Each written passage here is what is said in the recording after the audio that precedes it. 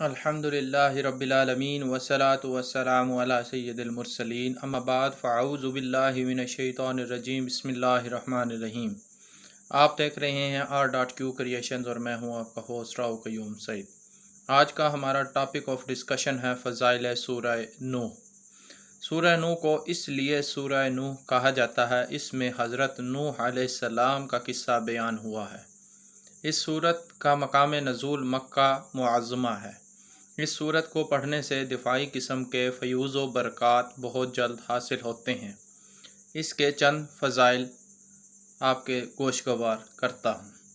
اس سورت کو پڑھنے سے ایمان میں پختگی پیدا ہوتی ہے، اور اگر کوئی دشمن نیک کام میں رکاوٹ ڈالتا ہو تو اس سورت کی خیر و برکت سے پسپا ہو جاتا ہے۔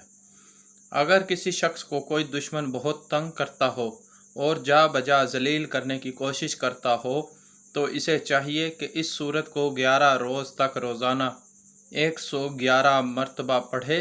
انشاءاللہ تعالی دشمن سے نجات ملے گی اور ظلم کرنے والا خود ہی اپنے انجام کو پہنچے گا۔ یہ سورت مال میں برکت اور تجارت کے نفع کے لیے بہت اکثیر ہے۔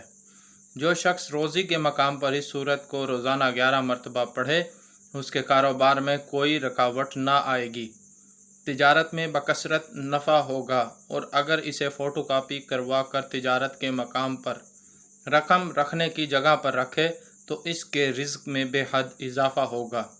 رنج و الم سے نجات کے لیے بھی یہ سورت بہت مفید ہے۔